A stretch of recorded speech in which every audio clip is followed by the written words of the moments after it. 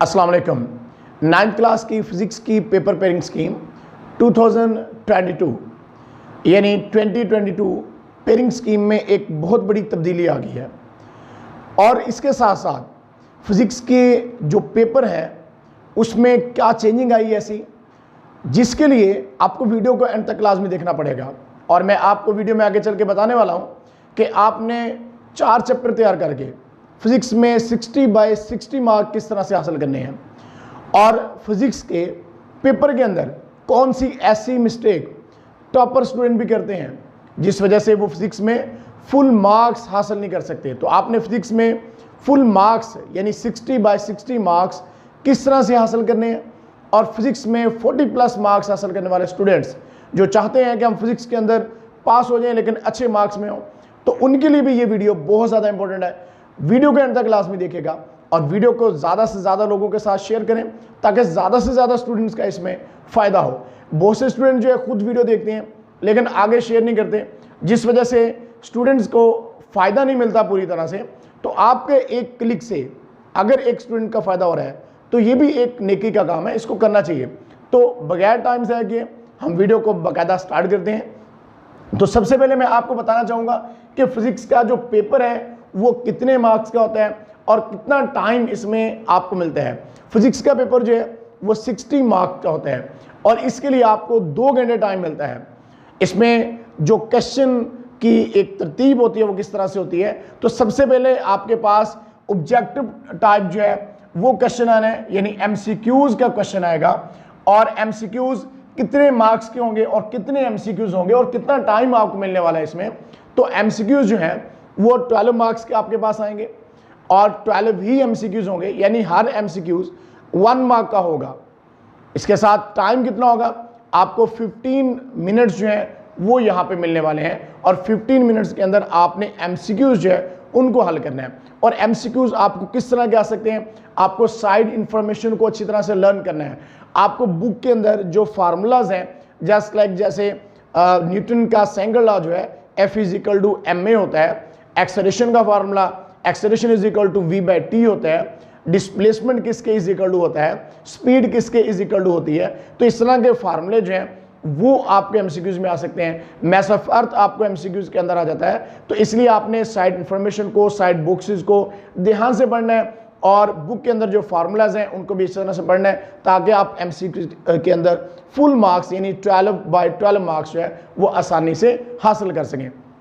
अब वो बात जो अक्सर स्टूडेंट जो है वो भूल जाते हैं, मिस कर जाते हैं, एक बहुत इंपॉर्टेंट चीज़ बताने वाला हूँ यहाँ पे आपको कि जो ऑब्जेक्टिव टाइप आपके पास पेपर आना है उसमें जो MCQs का जो चॉइस दी होनी है आपको, उनकी तरतीब कैसी होनी है और बबल शीट पे कैसी होनी है ज़रा देखिएगा।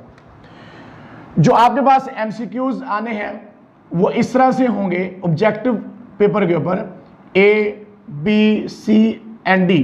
वो चॉइस इस तरह से होनी है आपको, यानी चॉइस आपके पास राइट टू लेफ्ट होनी है A, B, C, D। लेकिन जो आपने बबल शीट पे फिल करना है वहां पे चॉइस आपके पास होती है इस तरह से A, B, C, D। अब स्टूडेंट यहां पे मिस्टेक क्या कर जाते हैं, अब स्टूडेंट क्या देखते हैं, अगर किसी MCQs का आंसर C आ रहा है कि करेक्ट उसका ऑप्शन वो C है तो यहां से C ही देखते हैं, लेकिन जब बबल शीट पे फिल करने लगते हैं तो नंबर के हिसाब से मतलब 1 है ये 2 है तो B को आके फिल कर जाते हैं और जिस वजह से उनका MCQs गलत हो जाता है।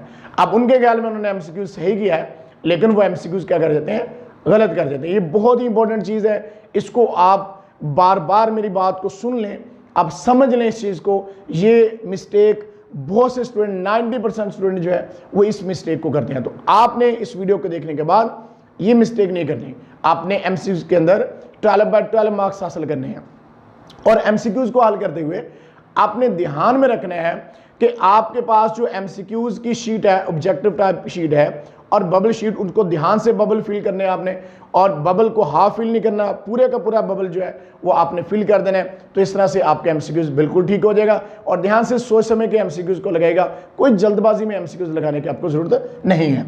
अब बताते हैं आपको कि जो फिज़िक्स के चैप्टर्स हैं, आपको पता है कि 9 चैप्टर हैं डेफिनेटली, और उसमें से आपको कितने कितने MCQs आने हैं। तो इसमें चैप्टर जो 1 होगा, चैप्टर 5 होगा और चैप्टर नंबर 9 होगा, इसमें से आपको 2-2 MCQs आने हैं। 1 चैप्टर में से भी 2 MCQs आने हैं, 5 चैप्टर में से भी आपको 2 MCQs आने हैं, और 9 चैप्टर के अंदर से भी आपको 2 MCQs आने हैं। और बाकी चैप्टर जो है 2 चैप्टर है, 3 है, 4 है, 6, 7, 8, इनमें से आपको एक MCQs आएगा। अब क्वेश्चन नंबर 1 तो हमारा हो गया मुकम्मल, यानी क्वेश्चन नंबर 1 ऑब्जेक्टिव टाइप था, MCQs की टाइप का था। अब उसके बाद चलते हैं जी सब्जेक्टिव टाइप पेपर पे, कि वहां पे आपके पास क्या कुछ है। तो वहां पे क्वेश्चन नंबर 2 जो होगा वो शॉर्ट क्वेश्चंस का होगा। अब शॉर्ट क्वेश्चन किस चैप्टर में से कितने कितने आने ये आपको बताते हैं। तो चैप्टर हमारे पास है जी, चैप्टर 1, 2 और 3 चैप्टर होंगे। तो ये क्वेश्चन नंबर 2 जो आपका सेट होना है, तो चैप्टर 1 में से आपको 3 शॉर्ट क्वेश्चन आने हैं, चैप्टर 2 में से आपको 2 शॉर्ट क्वेश्चन आने हैं, और चैप्टर 3 में से आपको 3 शॉर्ट क्वेश्चन आने हैं। अब टोटल देखा जाए तो शॉर्ट क्वेश्चंस आपके पास कितने बन रहे हैं? टोटल शॉर्ट क्वेश्चंस आपके पास बन रहे हैं 3 + 2 + 3, तो ये आपके पास 8 शॉर्ट क्वेश्चंस हो गए। अब आपने अटेम्प्ट कितने करने हैं? आपने इसमें से जस्ट 5 शॉर्ट क्वेश्चंस को अटेम्प्ट करने हैं, यानी 8 शॉर्ट क्वेश्चंस टोटल हैं, 5 अटेम्प्ट करने हैं, यानी क्वांटिटी जो आपने अटेम्प्ट करनी है वो 5 है। मार्क्स कितने हैं? 10 मार्क्स है। तो इस तरह से बड़ी आसानी से आप क्वेश्चन नंबर 2 को अटेम्प्ट कर गए। अब क्वेश्चन नंबर जो हमारे पास नेक्स्ट 3 आ रहा है वो भी शॉर्ट क्वेश्चंस का होगा। तो इसमें चैप्टर कौन कौन से होंगे? चैप्टर 4, 5 और 6 है। और शॉर्ट क्वेश्चन किस चैप्टर में से कितने कितने आने हैं? चैप्टर 4 में से आपको 2 शॉर्ट क्वेश्चन आने हैं, 5 में से आपको 3 शॉर्ट क्वेश्चन आएंगे, और 6 में से भी आपको 3 शॉर्ट क्वेश्चन जो है वो आएंगे। तो ये भी हमारे पास कितने शॉर्ट क्वेश्चंस हो गए टोटल? तो हमारे पास ये 8 शॉर्ट क्वेश्चंस बन गए, और इसमें से भी आपने कितने अटेम्प्ट करने हैं? 5 शॉर्ट क्वेश्चंस को अटेम्प्ट करना है, यानी क्वांटिटी 5 है और मार्क्स इसके 10 है। तो 8 में से 5 शॉर्ट क्वेश्चंस अटेम्प्ट करके आप यहां से भी 10/10 मार्क्स ऑब्टेन कर सकते हैं। अब क्वेश्चन नंबर 4 जो है वो भी शॉर्ट क्वेश्चंस के ही होना है, और इसमें चैप्टर कौन कौन से इंक्लूड होंगे? चैप्टर 7, 8 और 9 इसमें आएंगे, और 7 चैप्टर में से आपको 3 शॉर्ट क्वेश्चन आने हैं, 8 में से आपको 2 शॉर्ट क्वेश्चन आने हैं, 9 में से आपको 3 शॉर्ट क्वेश्चन आने हैं। यानी टोटल जो शॉर्ट क्वेश्चन यहाँ पे हैं वो आपके पास है 8 शॉर्ट क्वेश्चन, और इसमें से आपने अटेम्प्ट कितने करने हैं? 5 शॉर्ट क्वेश्चन को अटेम्प्ट करना है, यानी क्वांटिटी 5 अटेम्प्ट करने वाली, और मार्क्स उसके कितने हैं? 10 मार्क्स उसके हैं। समरी कर लेते हैं सारे की, कि हमारे पास जो शॉर्ट क्वेश्चन जो हैं वो कितने हो गए टोटल। तो टोटल शॉर्ट क्वेश्चन जो कि क्वेश्चन नंबर 2, 3 और 4 क्वेश्चन जो हमारे पास है ये शॉर्ट क्वेश्चंस के हैं, और ये टोटल इसमें आपको 24 शॉर्ट क्वेश्चंस आने हैं, और आपने इसमें से 15 शॉर्ट क्वेश्चंस को अटेम्प्ट करना है, और इस तरह से आप इसमें से 30 मार्क्स जो है वो शॉर्ट क्वेश्चन में से ऑब्टेन कर सकते हैं। अब यहाँ तक जो स्टूडेंट्स चाहते हैं हम फिजिक्स में 40+ मार्क्स लें, तो उनके लिए पेपर यहाँ पे मुकम्मल हो गया है। वो 30 मार्क्स शॉर्ट क्वेश्चन में से और 12 मार्क्स जो हैं वो MCQs में से हासिल कर सकते हैं, और इस तरह से उनके 40+ मार्क्स जो है वो आसानी से आ सकते हैं। और इसके साथ साथ आपने जो डेफिनेशंस हैं, बॉक्स वाली डेफिनेशंस हैं, हाईलाइट की होती है डेफिनेशन, उनको ध्यान से पढ़ना है, आपने अच्छी तरीके से तैयार कर लेना है। और अब चलते हैं हम लॉन्ग पार्ट की जानिब के। लॉन्ग क्वेश्चंस आपको कितने आने और आपने कितने अटेम्प्ट करने हैं? तो लॉन्ग क्वेश्चन जो आपके पास होंगे वो 3 लॉन्ग क्वेश्चन होंगे, और जिसमें से आपने 2 लॉन्ग क्वेश्चन जो है उनको अटेम्प्ट करना है। और यहाँ पे लॉन्ग क्वेश्चन का जो पोर्शन है वो 18 मार्क्स का है, और इसमें मैं आपको बताता चलूँ कि हर एक लॉन्ग क्वेश्चन में A और B पार्ट होंगे, यानी क्वेश्चन नंबर 5, 6 और 7 ये 3 लॉन्ग क्वेश्चन होंगे, और इसमें से आपने 2 लॉन्ग क्वेश्चन, कोई सी भी 2 लॉन्ग क्वेश्चन अटेम्प्ट कर सकते हो, और इसके पार्ट होंगे A और B, और जिस क्वेश्चन का भी आपने A पार्ट करना है उसी का B पार्ट करना है। बड़ी इंपॉर्टेंट बात बता रहा हूं कि जिस B क्वेश्चन का आपने A पार्ट करना है उसी का आपने क्या करना है? B पार्ट भी करना है, फिर आपका A क्वेश्चन मुकम्मल होगा। इस तरह से क्वेश्चन 6 में भी जिसका A पार्ट उसी का B पार्ट करना है डेफिनेटली। क्वेश्चन 7 में A और B पार्ट है, तो 7 का A पार्ट करना है, तो इसी का B करोगे तो आपका एक क्वेश्चन मुकम्मल होगा। और याद रखिएगा इसमें A पार्ट जो होगा हमारे पास वो 4 मार्क का होगा, और B पार्ट जो होगा वो 5 मार्क का होगा। ये 4 मार्क्स का थ्योरी वाला क्वेश्चन है लॉन्ग क्वेश्चन, और 5 मार्क्स का जो होता है ये न्यूमेरिकल आता है। हर एक क्वेश्चन में A B पार्ट में A पार्ट थ्योरी का होगा और B पार्ट जो होगा वो न्यूमेरिकल का होगा। अब जो क्वेश्चन 5 होगा वो किन चैप्टर में से सेट होना है? तो क्वेश्चन जो 5 है इसके लिए जो चैप्टर्स हैं वो है 1, 2 और 3। ये 3 चैप्टर में से आपका क्वेश्चन नंबर 5 जो वो सेट होना है। और इसमें बताता चलूँ आपको कि चैप्टर नंबर 1 जो है इसमें से आपको लॉन्ग क्वेश्चंस नहीं आएगा और ना ही इसमें से न्यूमेरिकल आना है। चैप्टर 2 और 3 में से आपका थ्योरी और न्यूमेरिकल का क्वेश्चन बनेगा।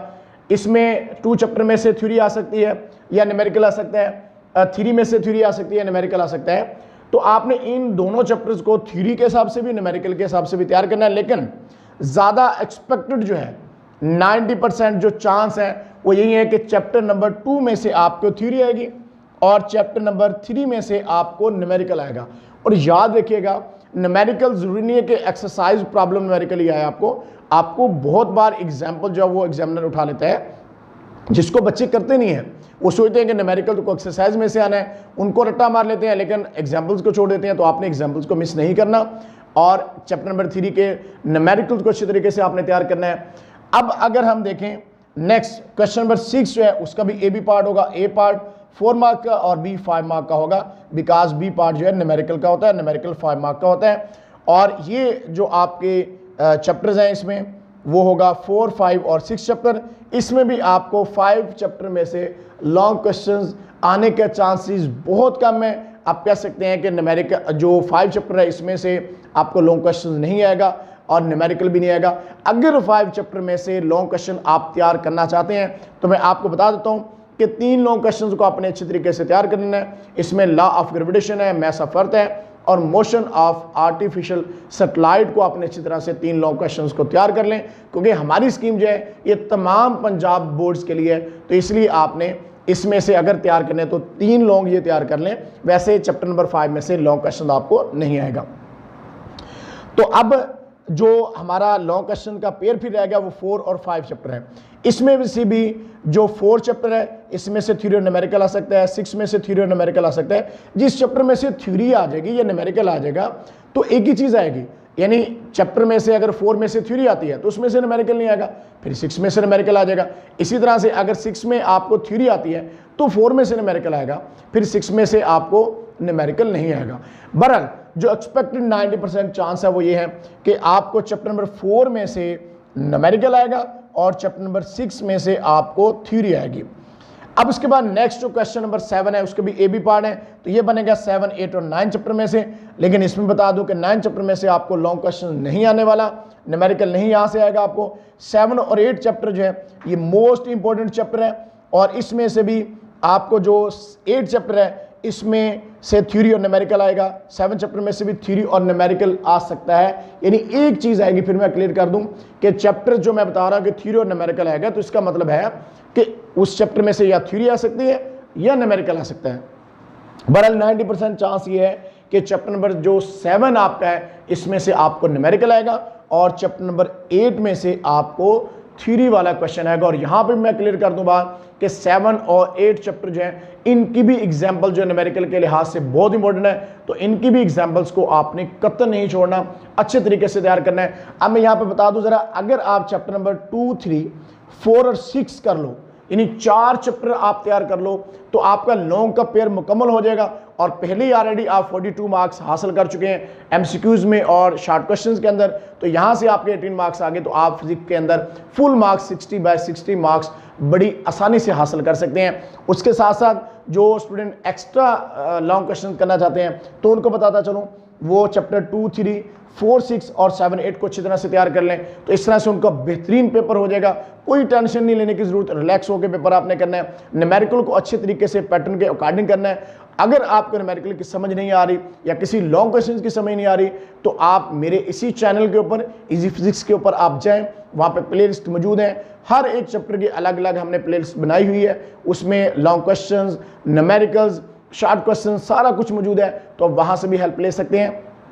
इसके साथ साथ आपको ये बता दूं कि इस वीडियो के अंदर जो जो चीज़ें मैंने आपको बताई हैं लॉन्ग क्वेश्चंस के लिहाज से, शॉर्ट क्वेश्चंस के लिहाज से और एमसीक्यूज कहाँ से आ सकते हैं, इनको आपने कतई इग्नोर नहीं करना, आपने ध्यान से इनको सारी चीज़ों को तैयार करना है। तो इंशाल्लाह आई होप आप फिजिक्स के अंदर 60/60 मार्क्स हासिल करेंगे।